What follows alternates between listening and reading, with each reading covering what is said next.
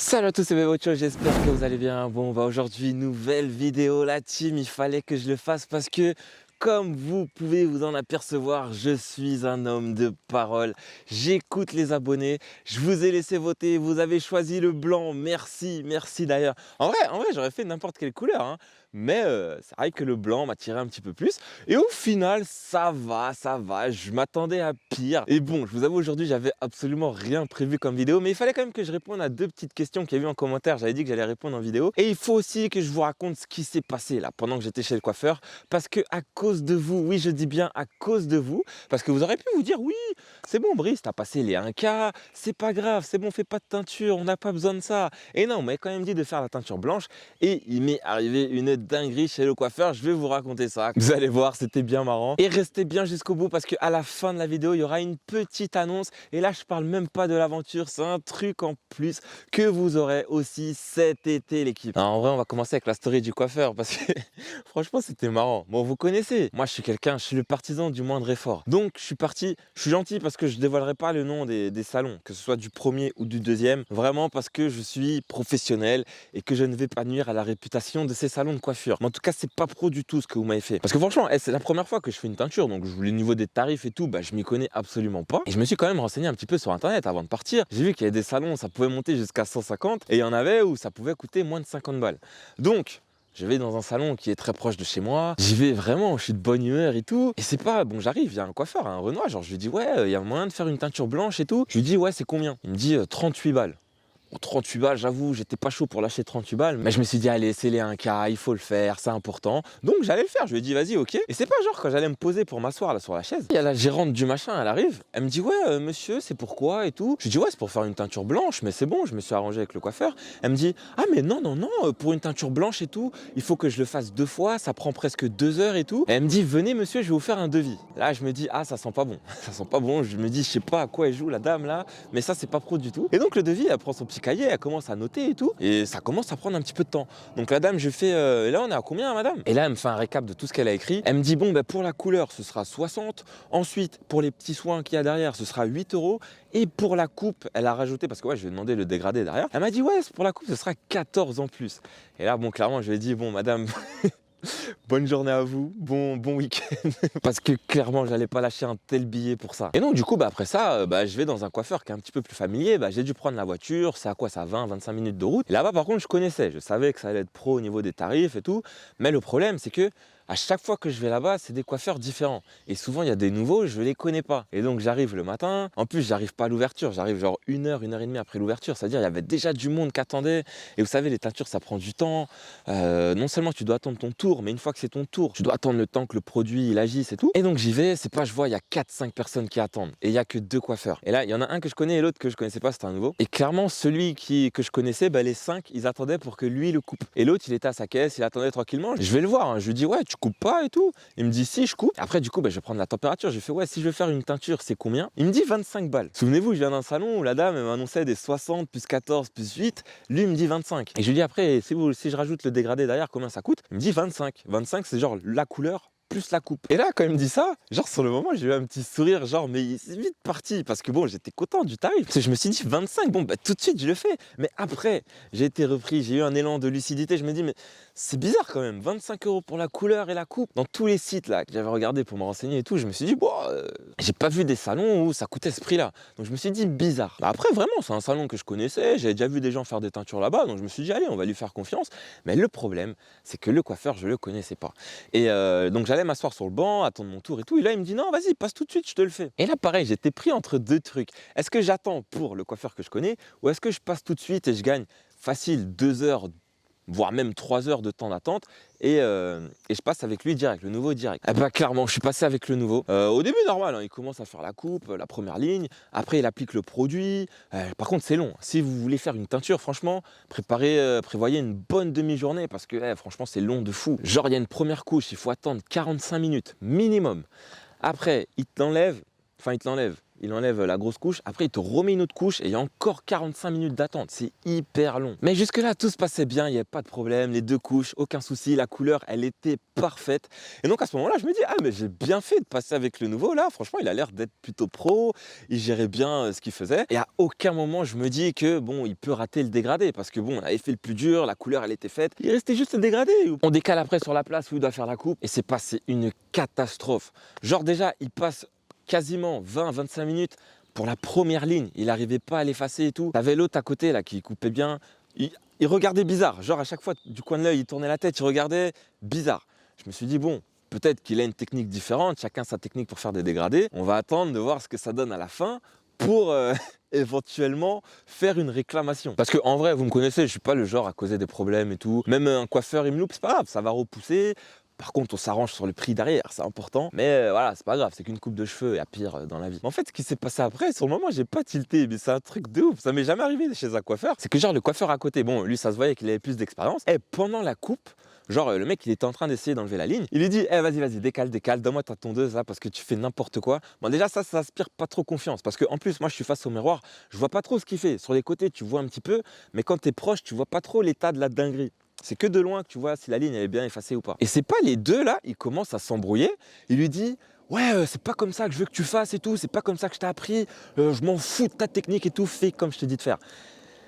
Je rappelle que moi je suis là entre les deux, les gars c'est ma tête quand même qu'il est en train de couper, faites attention s'il vous plaît messieurs. Moi je voulais juste faire une teinture à la base. Mais au final ça va, le mec il m'a bien rattrapé apparemment parce que j'avais un pote là qui était dans le salon, qui était derrière moi, en plus il rigolait à chaque fois. Mais moi au début j'ai cru que c'était pour l'embrouille qu'il rigolait. Mais j'ai parlé avec lui à la fin, il m'a dit non c'est parce que franchement l'autre il t'avait fait une dinguerie.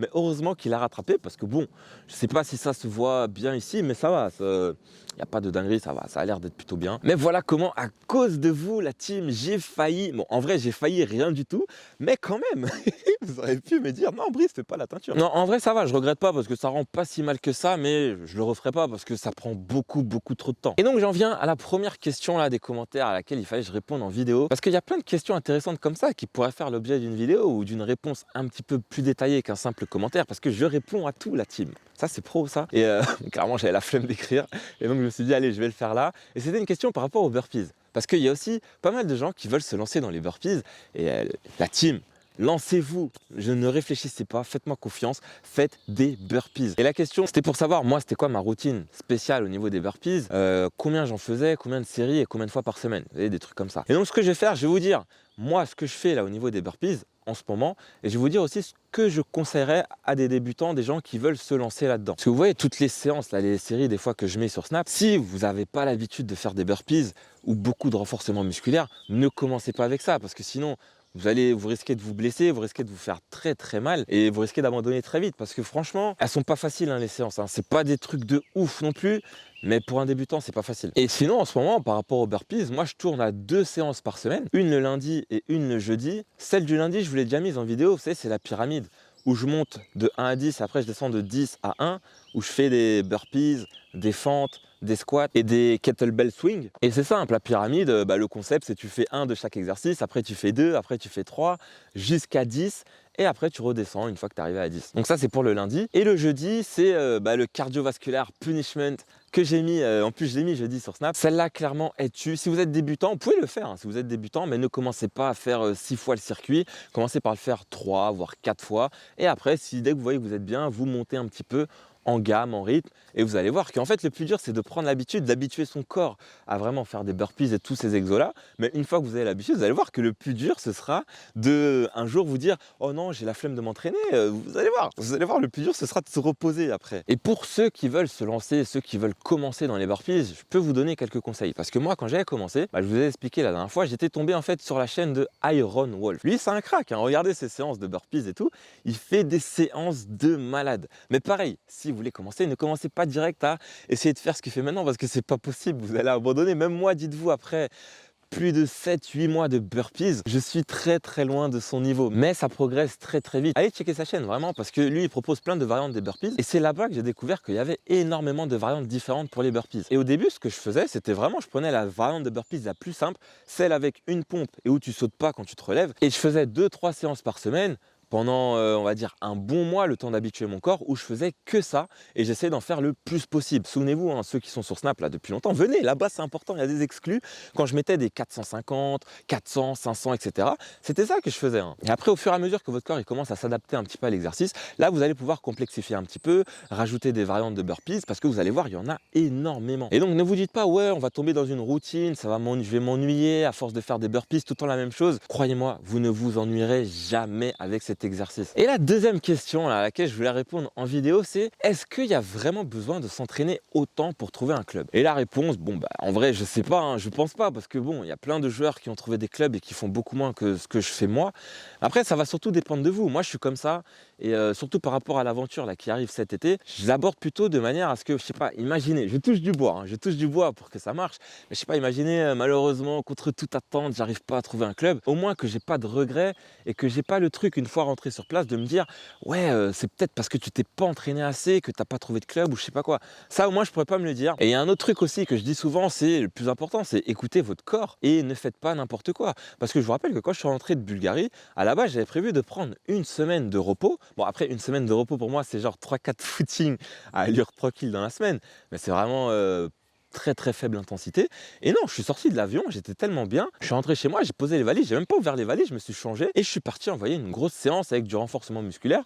C'est le corps qui réclame, hein, c'est comme ça, le corps aurait été fatigué, je me serais reposé. Et pareil, quand je suis en prépa pour, par exemple, l'aventure et tout, s'il y a un jour où vraiment le corps, il n'est pas prêt à assumer la séance, mais c'est pas genre juste, tu as la flemme d'y aller, c'est genre vraiment, tu es fatigué et tu sens que ça va être la séance de trop, que tu risques de te blesser et tout. Là, il n'y aura pas de souci, j'aurai pas de problème à me reposer, hein. Il ne faut pas croire que je fais n'importe quoi non plus. Rassurez-vous, c'est bien géré, c'est préparé à l'avance. Le corps, il est habitué, il n'y aura pas de problème. J'espère vraiment que je vais pas me blesser là avant cet été parce que c'est vraiment le pire truc qui pourrait m'arriver. Parce que là, physiquement, je suis bien, hein. Je pourrais partir demain à l'aventure, il n'y a pas de problème. Mais l'objectif, il reste encore un mois et demi pour pourquoi pas être encore mieux physiquement. Le pire, c'est qu'il y a de la marge de progression. Il y a les salles qui vont bientôt rouvrir. Donc, je ne sais pas dans quel état je serai en juillet, mais en tout cas, je suis très optimiste, la team. Mais rassurez-vous, l'aventure, on a largement le temps d'en parler d'ici le mois de juillet. Pas de souci là-dessus. Je vais peut-être bientôt faire quelques vidéos. Là, on va retourner au stade un petit peu. J'ai vu dans les commentaires, il y en avait qui voulaient revoir des vidéos où je défie des abonnés ou des trucs comme ça. Bah, mettez-moi dans les commentaires les idées de défis que vous voulez voir en vidéo. Et on en vient enfin à l'annonce dont je vous avais parlé là au début de la vidéo. Bon, je vais pas vous donner trop d'indices parce que ça va arriver normalement courant été. Genre, je vais partir à l'aventure et après je vais lancer le truc. Et si je devais vous donner un indice, je ne vous dis pas ce qu'il y aura dedans, je ne vous dis rien du tout, je vous laisse imaginer un petit peu.